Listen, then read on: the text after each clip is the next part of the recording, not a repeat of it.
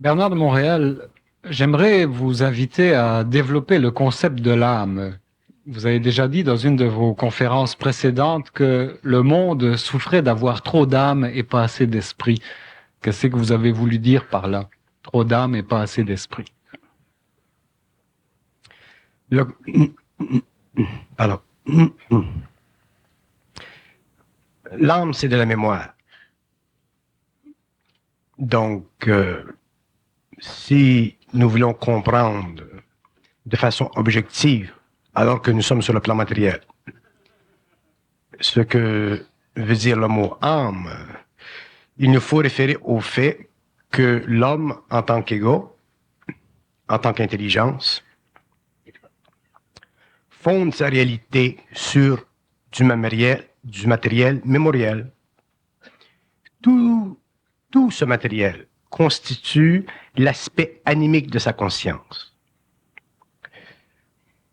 L'homme est un être multidimensionnel, donc il n'est pas totalement réalisé dans la matière.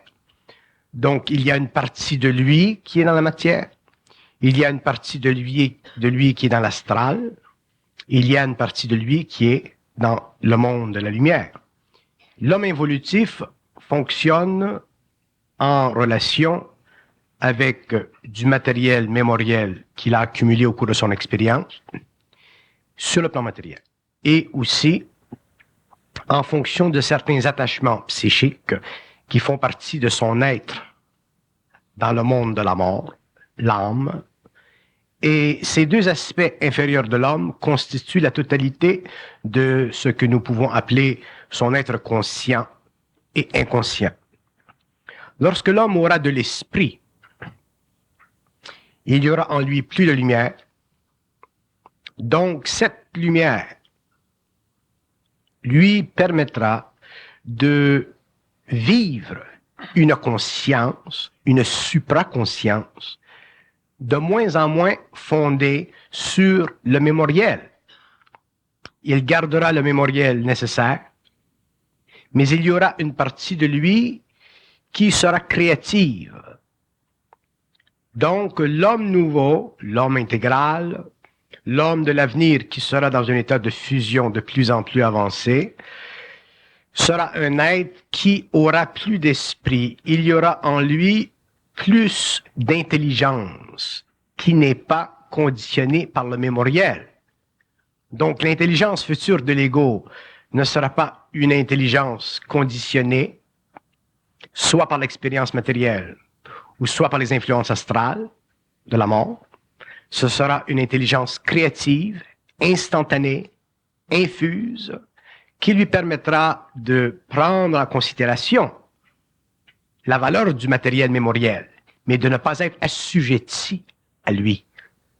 Ce qui donnera à l'homme une très grande liberté mentale,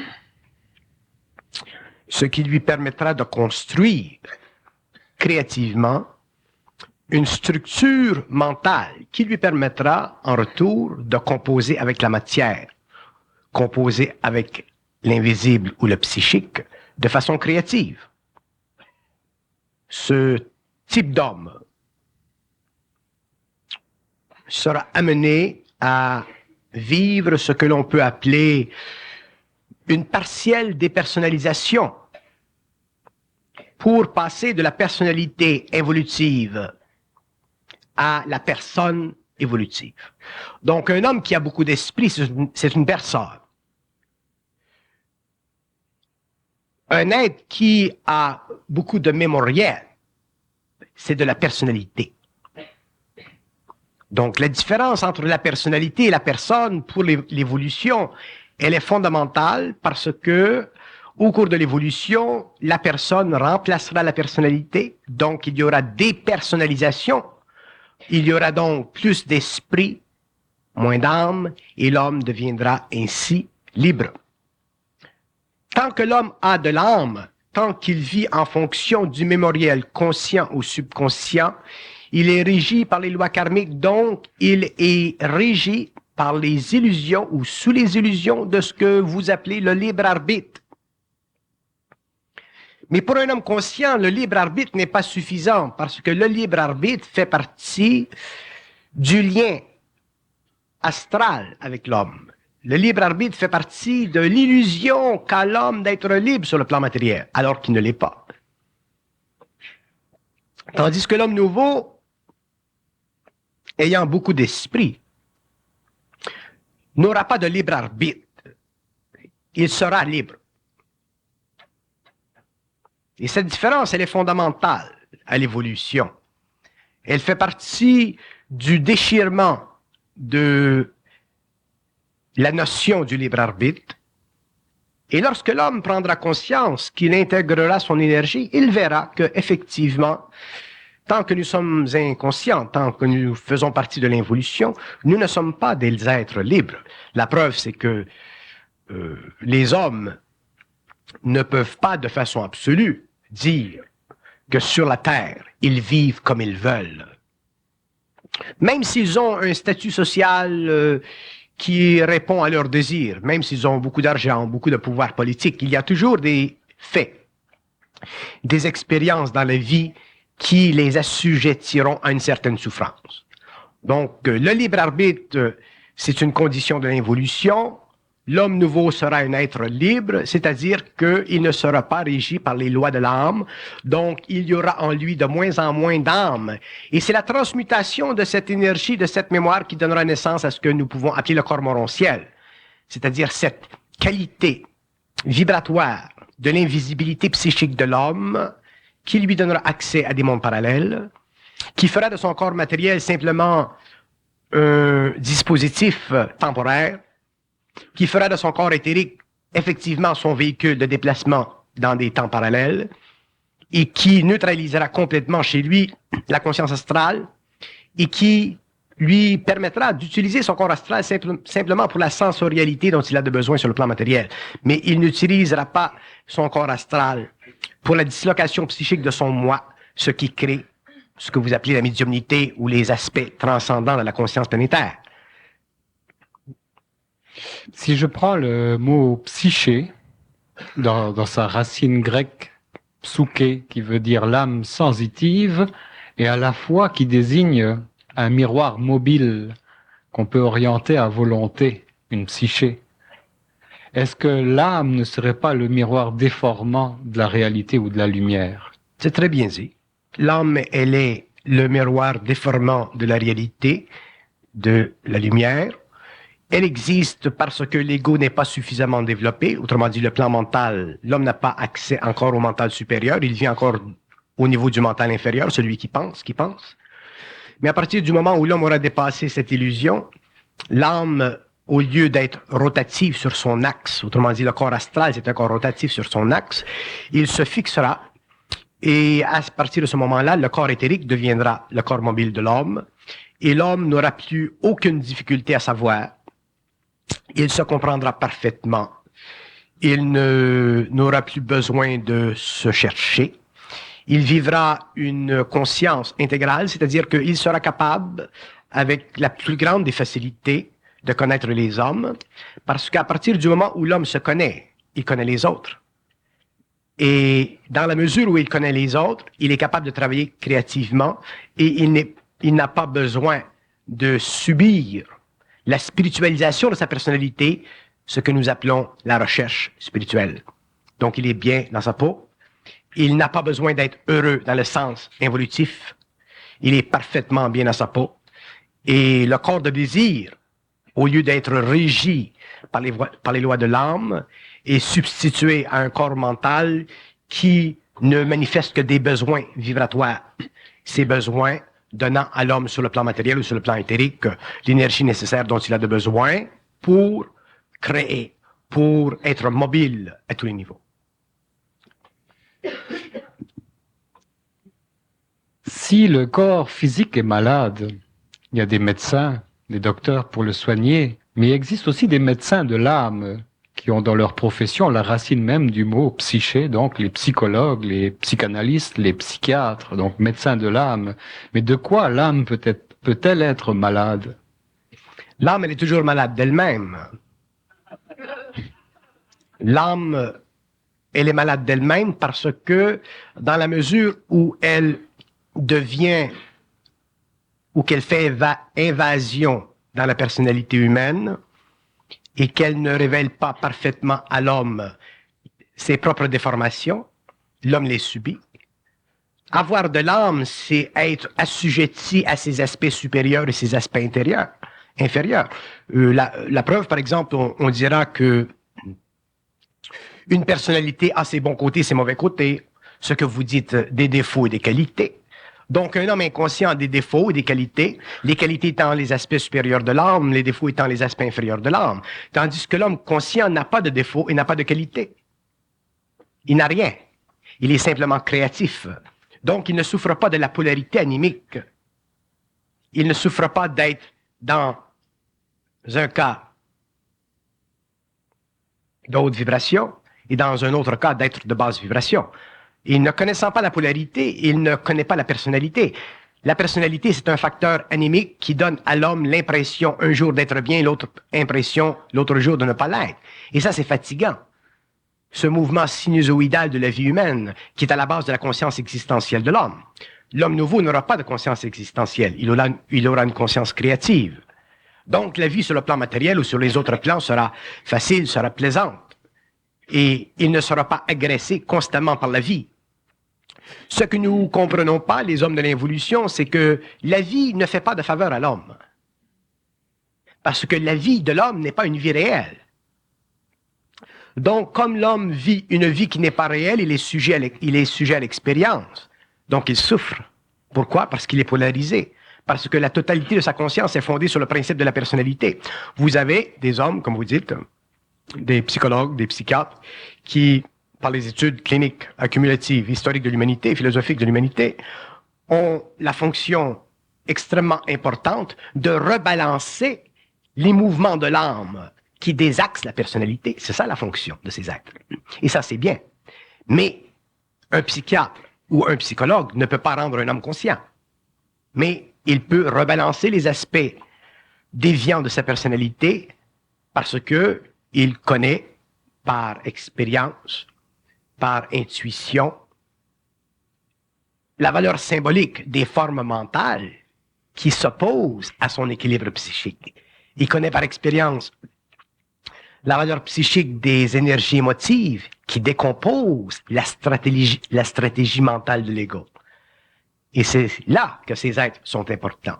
Mais viendra le point dans l'évolution de l'homme où les psychiatres et les psychologues devront comprendre non seulement les aspects psychologiques de l'ego, mais aussi avoir la capacité d'intégrer leurs propres énergies afin de pouvoir créer dans l'homme des conditions capables, éventuellement, de le sortir complètement de la juxtaposition constante de l'âme avec la personnalité.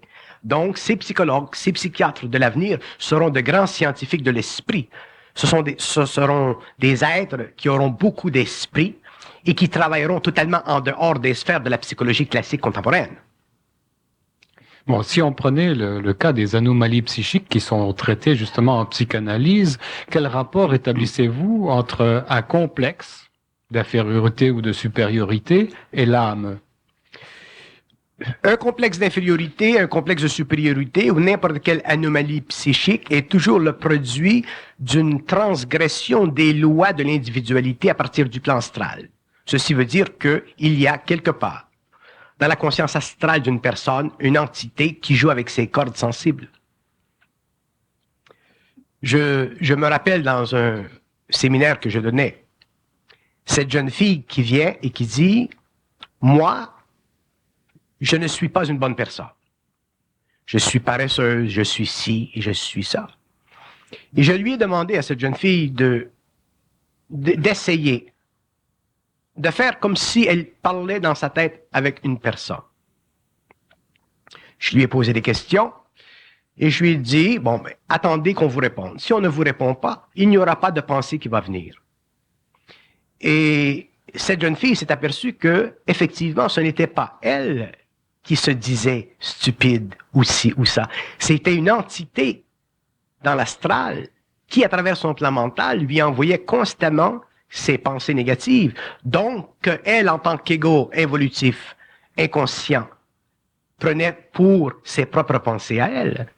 Et un jour, la psychologie occidentale découvrira que la racine, la source de toute déformation psychique chez l'homme vient de l'astral. Et dans la mesure où les psychologues seront capables de travailler avec d'autres techniques de perception, dans la mesure où ils seront capables d'occulter leur science et de communiquer directement avec l'être qui est malade, ou à travers l'être qui est malade, avec ces entités, ils feront un déchiffrage instantané des problèmes de la personne et automatiquement, le taux vibratoire du corps astral sera changé et la personne retrouvera son esprit. Mais aujourd'hui, ils sont obligés, à cause de l'inconscience évolutive, de travailler avec des formules basées sur la symbologie, basées sur le common sense, le sens commun.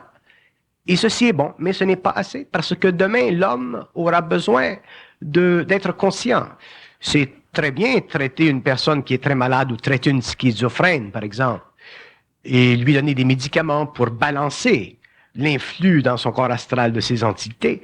Mais même les médicaments ont des effets secondaires. Et avec les années, souvent, ces personnes deviennent totalement végétatives.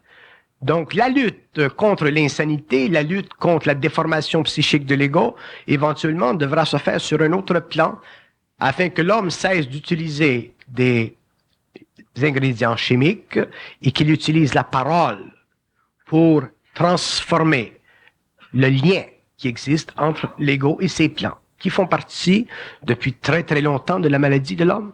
Bon, on va revenir sur cette technique de la parole, mais ce que j'aimerais comprendre auparavant, c'est pourquoi vous utilisez le terme d'entité placée sur un plan astral, lorsque les psychologues, eux autres, parlent de névrose qui est perpétuée à travers un héritage donné des parents à l'enfant, autrement dit des suggestions qui sont acceptées et gravées dans la mémoire, qui devient une névrose, en quelque sorte. Quelle différence vous faites donc entre cette impression qui est dans la mémoire et ces entités sur un plan astral? Pourquoi faites-vous cette différence? Parce que le matériel génétique que nous avons, c'est un matériel qui fait partie de la programmation de la vie de l'homme. Si l'homme, par expérience, vient dans une famille où il y a tel ou tel code génétique qui déforme sa réalité humaine, ceci fait déjà partie de la programmation de sa vie. Autrement dit, une cellule n'est pas simplement du matériel solide, physique, chimique. Une cellule, c'est de la conscience. C'est une vibration qui fait vibrer des aspects matériaux de la vie. Sur les plans subtils, les énergies utilisées font vibrer les corps de l'homme, font vibrer le cellulaire chez l'homme. Et lorsqu'une personne connaît une déformation sur le plan génétique, cette déformation peut être facilement utilisée par l'astral, parce que déjà, l'astral a une entrée dans le monde de la matière. Lorsque nous parlons de la relation entre l'astral et la matière, nous devons comprendre que pour que la matière soit protégée contre l'astral, il faut que la matière soit balancée. Si la matière est bien balancée, l'astral est moins susceptible de pénétrer avec force. La bonne éducation, la bonne performance psychologique chez les enfants qui naissent de familles stables, ainsi de suite, sont des facteurs importants pour maintenir chez eux des conditions qui ne les déprivilègent pas, c'est-à-dire qui ne les amènent pas à un contact avec l'astral. Mais il y a toujours dans la vie des expériences qui se produisent. La femme perd son enfant, elle a un choc émotionnel. Aussitôt qu'elle a un choc émotionnel, l'astral peut entrer parce que quand nous vivons des chocs d'ordre émotif, nous devenons sensiblement plus psychiques. Et devenant psychiques, automatiquement, le canal s'ouvre, les entités peuvent facilement entrer et selon la problématique psychologique de l'ego, ces entités-là utiliseront la situation pour pénétrer. Si vous prenez, par exemple, une personne dite normale, rarement cette personne connaîtra-t-elle, par exemple, la déformation du je personnel. Si elle pense, elle va penser « je fais ceci » ou « je fais cela ». Mais à partir du moment où une personne vit un très grand choc, surtout dans les cas des gens, par exemple, qui sont schizophréniques, il y a des cas où la personne commence à entendre une voix. Ce n'est plus « je vais faire ceci » ou « je vais faire cela ». C'est « tu vas faire ceci » ou « tu vas faire cela ». Donc, le « je » est transformé en un « tu ». La personne devient psychique, elle devient connectée avec l'astral.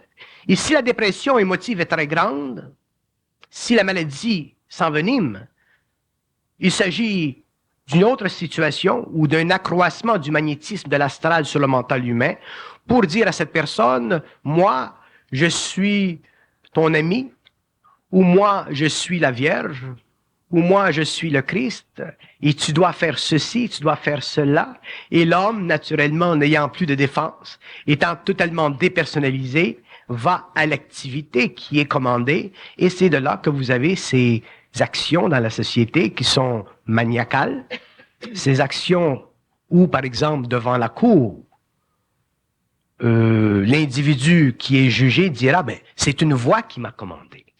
Et un jour, la psychiatrie, les psychologues devront réaliser que la voix, elle est intégralement réelle, elle fait partie d'un autre monde parallèle, et c'est à eux, c'est à nous, les hommes de science, de connaître les lois occultées du mental pour développer de nouvelles méthodes afin de pouvoir neutraliser cette voix et de libérer l'individu de cette domination astrale qui les amène à l'insanité. Quand la personne a une nature guerrière ou militaire, la voix qui va lui commander, qui va devenir l'autorité psychique dans la personne, va lui commander un fait d'armes. Exactement. Et quand la personne a une conscience qui est spirituelle, à ce moment-là, on a ce qu'on a à la télévision aujourd'hui, une personne qui est en contact avec Dieu, qui lui a dit qu'elle allait mourir le 1er avril si elle ne ramassait pas 8 millions de dons. Exactement. C'est ça. Nous Donc avons ça emprunte la forme tout le temps de votre nature. Et c'est pourquoi c'est très difficile pour les gens de voir la différence. Pourquoi l'ego a-t-il tant de difficultés à se connaître? Parce que la voix intérieure, ce que vous appelez la pensée, est toujours colorée selon les attributs de la personnalité. Imaginez-vous qu'aujourd'hui, vous êtes un être spirituel. Vous êtes un être qui aimait donner. Et que d'un jour à l'autre, vous changez de fusil d'épaule. Vous devenez un être agressif qui retire au lieu de donner. Vous auriez l'impression de devenir fou. Donc, vous diriez, mais j'ai multiples personnalités. Et c'est comme ça que ça fonctionne. Et il est grand temps que les hommes de science, que les hommes de la rue, l'homme normal, l'homme naturel,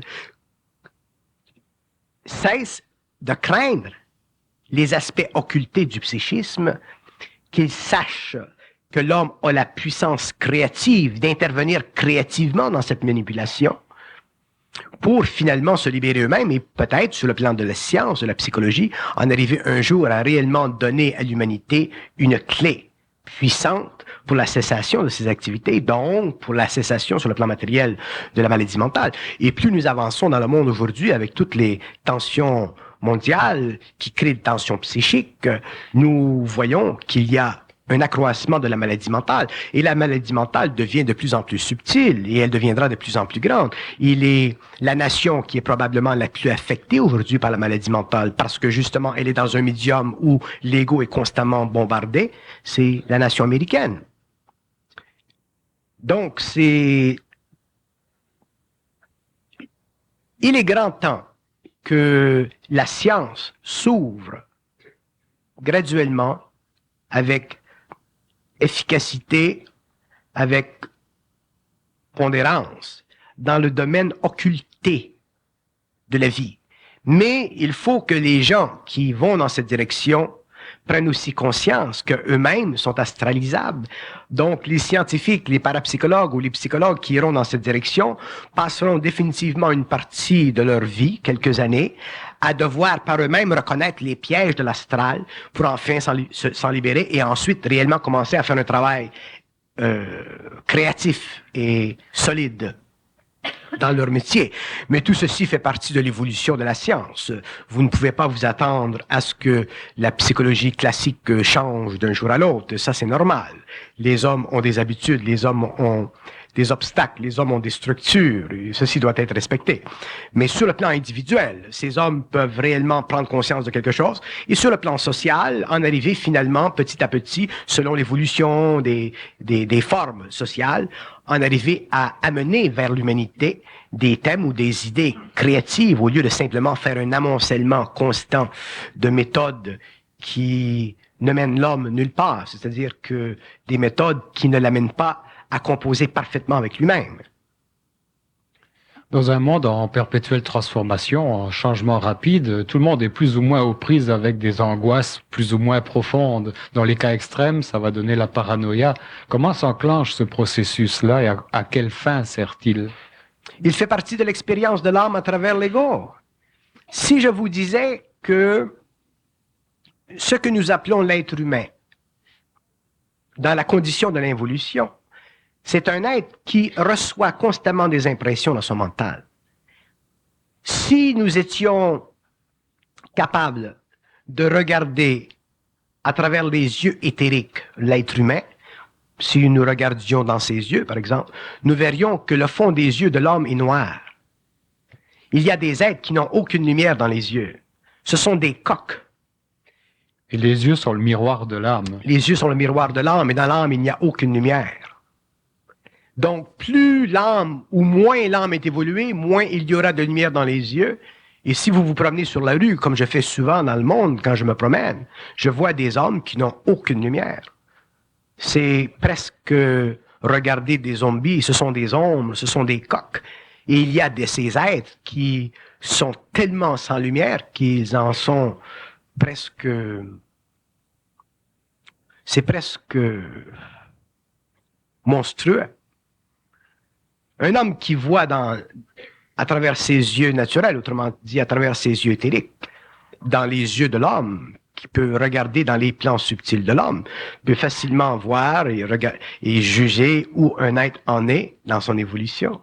Si les Allemands avaient pu regarder dans les yeux de Hitler, ils n'auraient jamais voté pour le national-socialisme.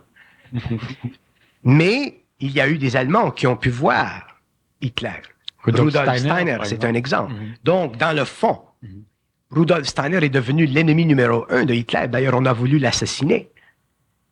Et c'est toujours comme ça.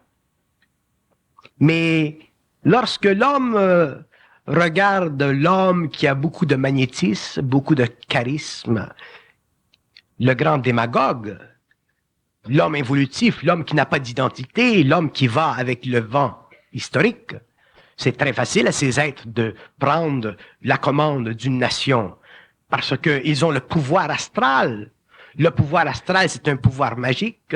Le pouvoir astral, c'est un pouvoir qui hypnotise, qui mesmérise. Moi, j'ai un de mes amis qui me racontait avoir été à Nuremberg quand Hitler faisait ses discours. Et pourtant, c'était un homme sensible, c'était un homme intelligent. Et quand il sortait de Nuremberg, il croyait Hitler. Donc, lorsque nous entrons en contact avec des hommes qui ont beaucoup de charisme, nous avons besoin d'une très grande identité pour les reconnaître. Donc, il y a des hommes qui ont beaucoup de charisme dans le monde qui valent la peine d'être écoutés. Il y a des hommes qui ont beaucoup de charisme dans le monde qui ne doivent pas être écoutés. Mais si vous regardez ceci du point de vue de la masse, regardez ce qui se passe aujourd'hui dans le Moyen-Orient, où nous sommes en train de vivre ou de connaître les conséquences d'une mentalité de guerre de religion, où le fanatisme est devenu de plus en plus la façon de traiter les hommes, de traiter des hommes et de traiter de la relation de Dieu avec les hommes, ça va très loin. Donc, vous prenez un type qui a du charisme dans ces étranges milieux, vous lui donnez de l'argent, des pétrodollars, vous lui donnez de l'armement que la Russie lui fournira avec grand plaisir, et vous lui donnez les tables du commandement que Dieu lui a donné de mentionner à sa population, et vous finissez avec des peuples qui peuvent réellement donner beaucoup de fil à retordre à des gouvernements qui essaient de toutes les manières et de toutes les façons de se maintenir en équilibre. Nous vivons dans la période la plus extraordinaire de l'humanité, dans le plus grand tournoi de l'histoire de l'homme. Ce qui viendra à la fin du cycle sera absolument extraordinaire, mais ce que l'homme devra connaître, vivre, expérimenter à tous les niveaux sera aussi extraordinairement effrayant, parce que l'homme a besoin, pour comprendre la différence entre ses illusions et la réalité, de vivre les illusions profondes de son moi, de vivre l'exorcisme astral de sa conscience. Et tant que ceci ne sera pas fait, les forces cosmiques, les forces de la lumière, les forces de la régence planétaire ne se manifesteront pas sur le plan matériel, parce que l'humanité doit comprendre que l'avenir de l'homme est en conjonction étroite avec l'avenir du cosmos, et que les dispositions psychologiques, psychosociales, gouvernementales, politiques de l'humanité font partie de l'astralisation évolutive de l'histoire. Les gouvernements, les chefs d'État sont des êtres souvent très évolués qui essaient de toutes les façons d'amener un certain ordre, mais ils n'ont pas le pouvoir. S'ils avaient le pouvoir, ils seraient obligés de se cacher ou ils se feraient détruire. Ou s'ils avaient réellement le pouvoir, ils attendraient que ce pouvoir se manifeste dans le temps de la prochaine destinée des nations, et ce n'est pas le temps. C'est pour la raison d'ailleurs pour laquelle, quand je regarde les chefs d'État, même les hommes dans la politique aujourd'hui, à quelque niveau qu'ils soient, je respecte ces hommes parce que ça prend beaucoup de courage aujourd'hui pour être dans la politique. Je ne parle pas de ces politiciens idiots. Je parle des politiciens qui ont un certain niveau d'intelligence, qui ont un certain niveau de bonhomie, de bonne volonté, et qui essaient de faire des choses, et qui se battent contre des probabilités extraordinaires, qui font partie de l'échiquier mondial. J'ai beaucoup de respect pour des femmes comme Thatcher, Corazon Aquino. Et je vois d'un œil qui n'est pas celui des hommes l'activité de Reagan aux États-Unis. Je vois d'un autre œil l'activité de Gorbatchev. Je ne vois pas la politique comme les hommes la voient. Même si les hommes ont une philosophie politique ou si les hommes étudient la politique à partir des journaux ou de l'information qui vient, les hommes ne connaissent pas les lois de l'évolution, donc ils ne peuvent pas comprendre la politique. Rares sont les hommes sur le plan matériel qui peuvent dire, la semaine prochaine ou dans le 22 mai ou le 22 juillet de telle année, il se passera telle chose. Les hommes n'ont pas conscience de l'évolution politique et de la programmation de la Terre. Donc, ils ne regardent que les bévues de ces hommes qui ne sont pas conscients, mais qui essaient de leur mieux de faire des choses, et ils les lapident. Et c'est ça qui rend la vie de ces hommes encore plus difficile. Regardez l'action de Reagan dernièrement, avec les erreurs de Iron Gate. Je discutais à Los Angeles il y a quelques jours avec un Américain de la nature des États-Unis. J'essayais de lui faire comprendre la position des forces de la lumière dans le cosmos en relation avec l'État uni d'Amérique. Et il trouvait mon discours absolument différent de ce qu'il comprend d'après la presse et les journaux. J'essayais de lui faire comprendre la nature de la Russie idéologique, de la Chine, de la France, de l'Angleterre, de la Suisse. Quelle est la personnalité de ces pays? Quelle est la fonction de l'Afghanistan dans le monde? Quelle est la fonction du Nicaragua dans le monde? Pourquoi le Costa Rica existe-t-il? L'homme doit comprendre les lois de l'évolution politique, il doit comprendre le chemin que prennent les nations à travers leur chef pour la distribution dans le monde d'une part plus ou moins équitable de toute la richesse mondiale. Et lorsque l'homme comprend ceci, il ne souffre plus de la politique. Il la regarde, il la comprend, il la voit, il la prévoit. Il ne la prophétise pas parce que nous n'avons pas le droit de faire de la prophétie pour des raisons encore d'impression, pour ne pas donner à l'homme une trop grande image de lui-même. Nous ne devons pas éclairer trop les nations pour ne pas les effrayer, et ainsi de suite. Mais nous pouvons, sur le plan humain, personnel, entre des amis, regarder la politique d'un œil qui est un peu l'œil de l'aigle. Et nous voyons qu'à chaque mois, qu'à chaque année, qu'à chaque décennie, se placent sur l'échiquier mondial des pièces qui remplissent parfaitement le rôle des anciennes prophéties qui ont été données à l'homme d'être comprises d'une façon symbolique, soit de Jean l'évangéliste, ou de Moïse, ou de Nostradamus. Il n'y a pas de mystère, il n'y a pas de choses dans la vie qui ne peuvent pas être comprises. Mais il y a beaucoup d'hommes dans la vie qui ne font pas partie de la vie créative, qui font partie de la vie existentielle. Et toute la vie d'aujourd'hui, c'est ceci. Et si nous comprenons l'effet de l'astral, qui est extrêmement puissant et qui devient de plus en plus puissant tous les jours, nous voyons que ça va mal dans le monde et c'est normal. Et ça, il doit aller mal dans le monde parce que nous sommes obligés de vivre le mémoriel. Nous sommes obligés de vivre les effets, les conséquences des actes qui sont enregistrés dans l'astral. Vous ne pouvez pas créer un sous-marin atomique qui ne sera pas utilisé. Vous ne pouvez pas créer une bombe qui ne sera pas utilisée. Donc, tout ce que nous jetons dans les airs revient sur le plan matériel, dans des conditions qui ne coïncident pas nécessairement avec la forme que nous préconisons. Les événements cosmiques de la planète seront toujours cachés à l'homme, même au médium. Et ceux qui connaîtront les événements de la Terre au cours des décennies qui viennent ne pourront pas parler, leur langue sera liée. Pourquoi? Parce que l'homme doit vivre son expérience, et s'il est suffisamment conscient, il en arrivera finalement lui-même à comprendre l'expérience. Il ne sera pas touché par les événements de la Terre. Les gens qui ont compris ou qui comprennent comme vous ce point de vue-là, ce regard-là sur le monde, les dirigeants, les gouvernants, etc., sont aux prises avec l'anima mundi, l'âme du monde, cet inconscient collectif dans sa léthargie, etc., et l'impossibilité de changer radicalement cette illusion-là qui englobe la planète. Je voudrais faire un parallèle avec ce qu'a dit le Nazaréen, puisque vous avez cité des patriarches bibliques, aussi le Nazaréen qui disait « Celui qui a trouvé le monde a trouvé un cadavre, et celui qui a trouvé un cadavre, le monde n'est pas digne de lui. » Est-ce que ça vous inspire une réflexion, ceci? Je ne suis pas facilement inspiratoire, mais je peux comprendre ce qu'il dit. Celui qui a trouvé le monde a trouvé un cadavre, c'est-à-dire celui qui a vécu dans le monde ou parmi le monde a vu que le monde n'a pas d'âme. Dans le sens ancien, le mot âme voulait dire la vertu de l'esprit. Celui qui a trouvé un cadavre et qui vit cette expérience ne peut pas découvrir l'esprit parce que dans l'expérience du cadavre ou dans l'expérience catavérique de l'ego, il n'y a pas de lumière. Donc, que l'homme trouve le monde ou qu'il trouve le cadavre, il n'est pas capable de susciter en lui l'énergie nécessaire pour faire revivre Lazare, pour redonner au cadavre la vie. Il est incapable en tant qu'homme de saisir l'opportunité cosmique de la vie réelle parce que le monde est impuissant à reconnaître la réalité. Le cadavre est l'expression même de l'âme dans le monde, donc l'homme vit un cercle vicieux. Donc, le Nazaréen avait parfaitement raison. Mais aujourd'hui, nous vivons dans un temps nouveau.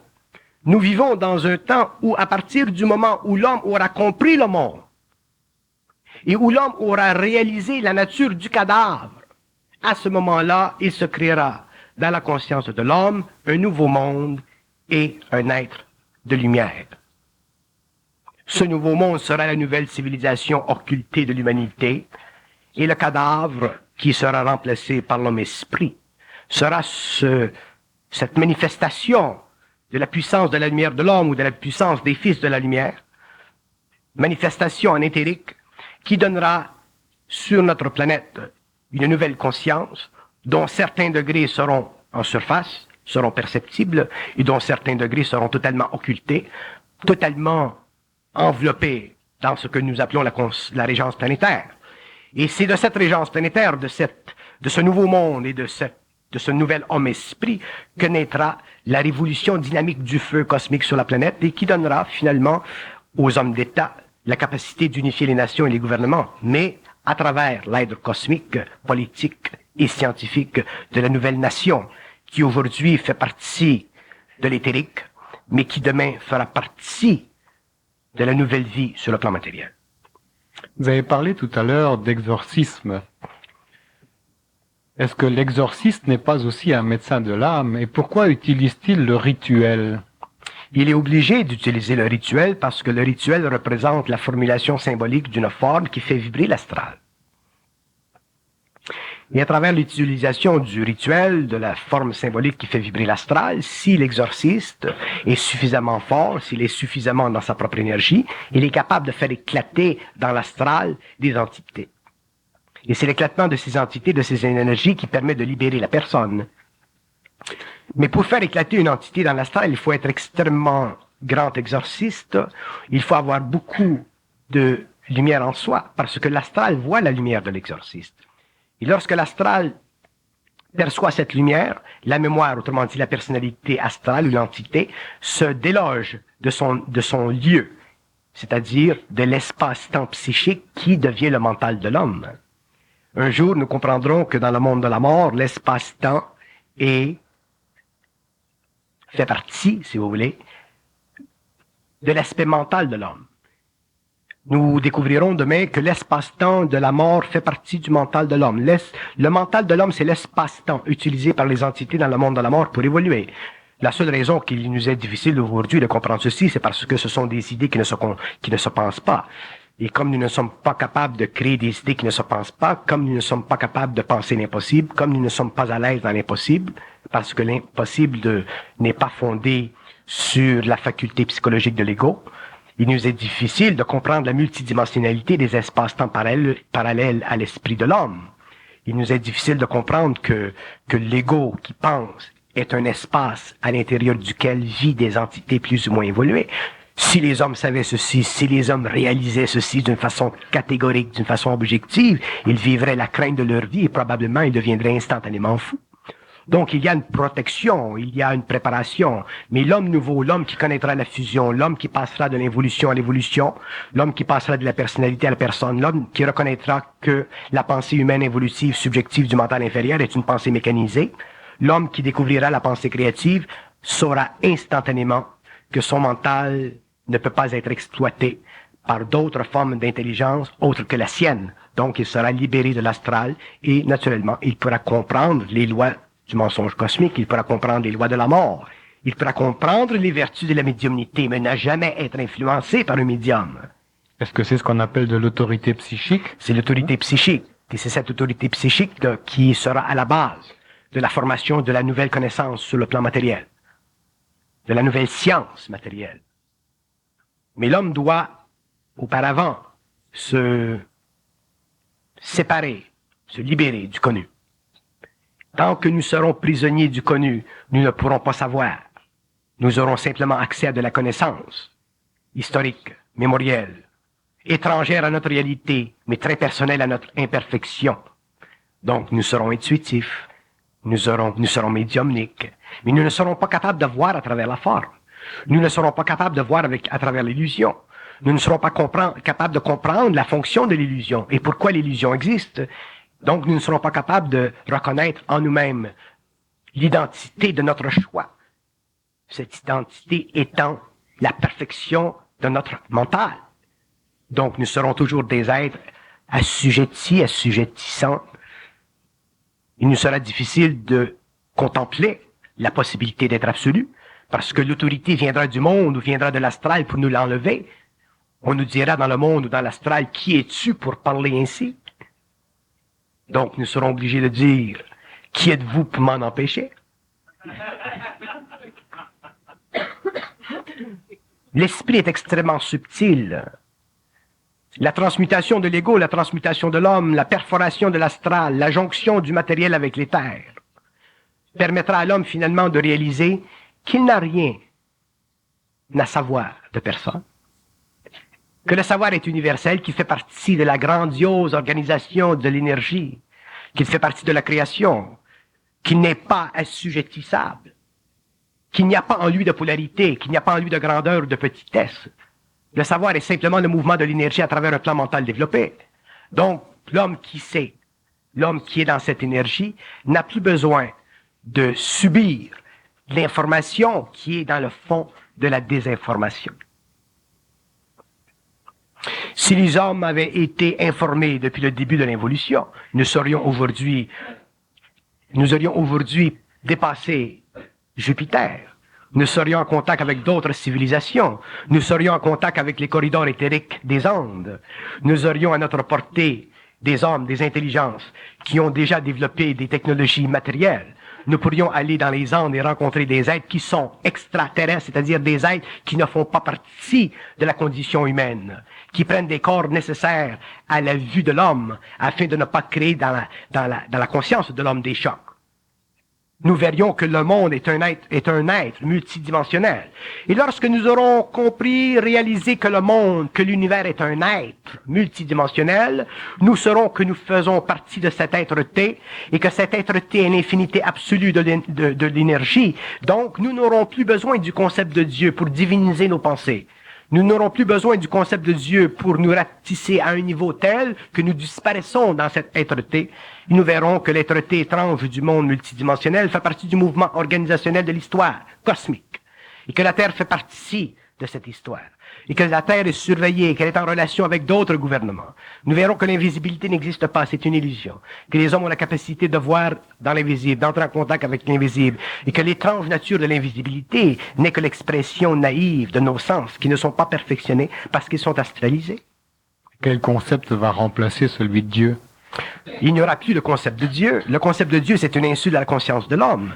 Lorsque l'homme décidera de se créer un Dieu, il créera un Dieu dans la mesure où il aura besoin de concepts pour faire valoriser son esprit à l'intérieur de la multitude des formes qui constituent l'étrange être-té du cosmos en évolution afin de stabiliser certaines énergies sur le plan émotionnel ou sur le plan mental de certaines entités inférieures à lui-même, telles que peut-être possiblement le monde animal lorsque nous serons entrés dans l'évolution jupitérienne. Mais à partir du moment où l'homme a cessé de penser, à partir du moment où l'homme a cessé d'être le toutou de ce qu'il pense, à partir du moment où l'homme a cessé d'être un être absolument dominé par les formes pensées, il n'a plus besoin du concept de Dieu. Le concept de Dieu a été important pendant l'évolution afin de permettre que l'homme raffine sa conscience animale. Mais à partir du moment où l'homme passe de l'évolution à l'évolution, à partir du moment où l'homme transmute l'énergie de l'âme pour se créer un corps morontiel, à partir du moment où l'homme prend l'autorité cosmique de sa vision de la Terre, il n'a plus besoin d'un Dieu. L'homme fait partie de la totalité intégrale du mouvement de l'énergie intelligente dans le cosmos. Il est capable de comprendre la nature de l'intelligence. Il est capable de voir que l'intelligence en elle-même n'existe pas. Il est capable de comprendre que la nature de l'énergie est en fonction du processus vibratoire, migratoire, vers les plans les plus bas de ce que nous appelons cette énergie qui est intelligence. Dans le fond, le concept de l'intelligence est un concept qui n'est pas bon. Parce que lorsque nous pensons à intelligence, nous avons la diarrhée ou nous avons la constipation de l'infinité. Donc, nous ne sommes pas capables de concevoir des idées qui sont impossibles. Parce qu'à partir du moment où nous essayons de concevoir l'infinité, nous sommes obligés d'utiliser des concepts qui font partie de l'intelligence humaine, donc nous sommes obligés d'utiliser le mémoriel, donc nous sommes obligés de restreindre les effets nostalgiques de la logique. L'intelligence n'existe pas en elle-même sur le plan conceptuel. L'intelligence n'est que le mouvement créatif de l'énergie dans le cosmos. Lorsque nous aurons compris ceci, vécu ceci, réalisé ceci, nous serons intelligents, donc ce sera plus important pour nous d'être intelligents. Et à partir du moment où ce ne sera plus important pour l'homme d'être intelligent, il sera réellement intelligent. En attendant qu'il soit réellement intelligent et totalement télépathique, il a tout de même besoin de mots simplement pour communiquer. À la place du mot Dieu, on peut toujours parler des pulsations mutantes de l'énergie rayonnante pour essayer de définir ou de comprendre le concept ou de le véhiculer ou de le faire éclater. Ça dépend comment vous voulez parler de Dieu. Si vous voulez parler de Dieu à une sœur, vous ne pouvez pas parler des pulsations mutantes de l'énergie. Évidemment. Si vous voulez parler à un scientifique qui est de haute notion mentale sur le plan de la science, là, vous pouvez parler des mutations, des pulsations mutantes de l'énergie. Là, il va trouver ça intéressant. Là, il va vous demander qu'est-ce que c'est la nature de l'atome. Donc, vous pouvez lui expliquer la nature pulsative de l'atome. Vous pouvez même l'amener à comprendre que l'atome n'a aucune réalité dans le cosmos invisible de la multidimensionnalité des espaces. Vous pouvez faire ce que vous voulez avec l'intelligence. Et c'est ça qui est difficile pour nous de comprendre, parce que nous faisons partie d'une race qui pense. Mais comprendre Dieu, est-ce que ce n'est pas comprendre la place de l'homme dans le Comprendre cosmos? Dieu, c'est une perte de temps. Parce que Dieu, ou la conception de Dieu, ou la notion de Dieu, est simplement un attrait psychologique de l'ego pour affirmer dans la conscience mentale de l'homme le besoin de l'infinité, À partir du moment où l'homme réalise qu'il est infini, à partir du moment où l'homme est dans son esprit, à partir du moment où l'homme laisse la place à l'esprit et enlève la place à la mémoire, il devient automatiquement capable de converser parfaitement sur les plans de l'infinité, des absolus, de ces aspects de Dieu. La multidimensionnalité des réels permet de créer dans l'univers toutes sortes de dieux. Il existe dans le cosmos des aspects de Dieu, autrement dit des divinités, si vous voulez, autrement dit des plateaux d'énergie d'intelligence tellement raffinés, tellement puissants que effectivement ces plateaux d'énergie sont des dieux. Mais dans la mesure où l'homme est suffisamment avancé mentalement, il élimine de sa conception mentale de ces réalités la divinité qui leur donne une certaine domination psychologique sur l'ego pour remplacer ces êtres-tés, ces intelligences, ces mouvements d'énergie créative, pour les remplacer d'une autre façon. Une façon plus neutre, on pourrait l'appeler l'innommable. Non, parce que vous jouez avec les mots. Les Orientaux aiment jouer avec les mots. Ce sont des jongleurs. Qu'est-ce que ça veut dire l'innommable? L'innommable, ça veut dire celui qu'on voudrait nommer. Celui qu'on n'est pas capable de nommer. Quand vous parlez de l'innommable, vous vous dites automatiquement que vous êtes impuissant à cerner la divinité, donc que vous êtes impuissant à cerner l'infinité, donc que vous êtes dans la merde. Donc le concept de l'innommable n'a aucune valeur pour l'homme parce qu'aussitôt qu'il entre dans la concession de l'innommable, lui, il devient petit cul. Il est forcé de demeurer une partie de cette grande chose qui est innommable. Et le péché de l'Orient, c'est d'avoir créé cette anomalie psychologique qu'on appelle l'innommable. De sorte qu'aujourd'hui, vous allez aux Indes, et qu'est-ce qu'il reste à ce grand peuple hindou? Seulement celui de s'asseoir sur les fesses et de méditer. Il y a dans l'homme de l'énergie créative, il doit utiliser cette énergie créative pour faire sauter les formes. Pendant un certain temps, le concept de l'innommable faisait action de délivrer l'homme de son anxiété psychologique, existentielle. Donc, il le plongeait dans un mysticisme intégral qui a amené certains hommes à une sorte d'illuminisme, ce que j'appelle la psychologie Westinghouse. Mais viendra un temps où les hommes comprendront les lois de la pensée, les lois du mental, les lois de la forme, et les hommes verront qu'ils sont effectivement des ingénieurs de l'énergie. Et étant des ingénieurs de l'énergie, ils sont capables de donner à n'importe quelle forme le taux vibratoire dont elle a de besoin pour faire rentrer dans le monde un taux vibratoire qui excite les neurones, qui excite le cerveau, qui fait vibrer dans l'homme son mental pour lui donner finalement accès à la compréhension de l'infinité des mystères, de l'innommable. Pourquoi faire? Pour s'amuser à créer. Parce que créer, c'est un jeu. Ça fait partie de la mobilité de l'esprit. Quand l'homme crée, il ne souffre pas. Quand il ne crée pas, il souffre. Créer. Bon, on en arrive à sa fonction, à l'homme, là. La fonction de l'homme, c'est de créer, mais l'homme a pâti pendant des siècles. Donc, il ne crée pas. Il ne fait que réinventer des choses. Créer, ça veut dire donner une forme nouvelle à l'extinction d'une ancienne forme. Créer, ça veut dire ne jamais aller dans le passé pour découvrir l'avenir.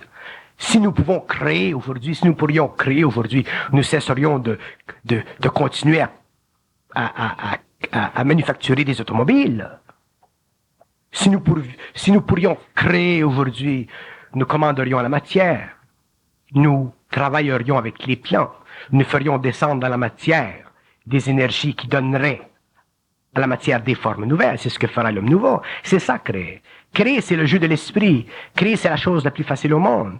Mais l'homme doit commencer par la création de la parole. L'homme doit commencer d'abord à se débarrasser de ses anciennes habitudes pour pouvoir créer. Sinon, si l'homme est coloré dans son ego, si l'homme est astralement assujetti et qu'on lui fait passer des énergies qui l'amèneraient à la création, l'homme se servirait de ses pouvoirs pour dominer l'homme, parce qu'il serait astralisé. Pourquoi l'homme nouveau? Pourquoi les fils de la lumière ne pourront pas connaître la nature éthérique de l'énergie, tant que la régence ne sera pas sur le plan matériel, justement pour empêcher la magie noire? Imaginez-vous aujourd'hui, où nous n'avons pas allé très loin. Regardez dans la province de Québec. Regardez les êtres qui travaillent avec les énergies, les êtres qui travaillent à la manipulation des énergies, les êtres qui veulent guérir, les êtres qui font de la médiumnité. Il y en a qui sont sincères, mais il y en a combien qui aiment à jouer Avec le feu. avec le feu. Il y en a combien qui aiment à jouer à dominer, il y en a combien qui aiment à jouer à la télépathie, il y en a combien qui aiment à dominer, il y en a qui... Et ça, c'est tout partout dans le monde. C'est pour ça que l'homme nouveau ne connaîtra sa réalité, il ne pourra utiliser l'énergie de sa réalité que lorsque ce sera le temps. Il n'y aura plus de désir dans cet homme. Il sera totalement intégré, intégral, et ce qu'il fera sera totalement créatif. Il ne sera pas polarisable. Il sortira de la divine comédie astrale. Il sortira de la divine comédie astrale pour finalement créer effectivement le théâtre de l'homme. Le théâtre où l'homme n'est plus une marionnette, où l'homme lui-même dicte le jeu de la vie. L'homme nouveau sera le maître de la vie. Le Nazaréen a été maître de sa vie. Il a repris conscience éthérique. Et les hommes nouveaux feront exactement ce que lui et d'autres ont fait, ce qui se fait couramment sur d'autres planètes. Les hommes nouveaux ne connaîtront pas la mort. Pouvez-vous me donner un exemple concret de la façon par laquelle vont procéder ces nouveaux psychologues par le verbe pour délier ceux qui sont liés? Les nouveaux psychologues, ces nouveaux psychologues qui travailleront par le verbe se sépareront éventuellement de la psychologie aujourd'hui, de la psychologie contemporaine. Il y aura tout un acheminement de leur vie qui les amènera éventuellement à travailler à un autre niveau. Mais ceci prendra un certain nombre d'années, ça ne se fera pas d'un jour à l'autre. Mais avant que ces êtres puissent réellement travailler sur le plan humain, ça nécessitera une très grande transformation de l'institutionnalisation de la connaissance sur la Terre. Et ceci se fera en même temps et en relation avec les événements cosmiques de la planète. Merci infiniment, Bernard.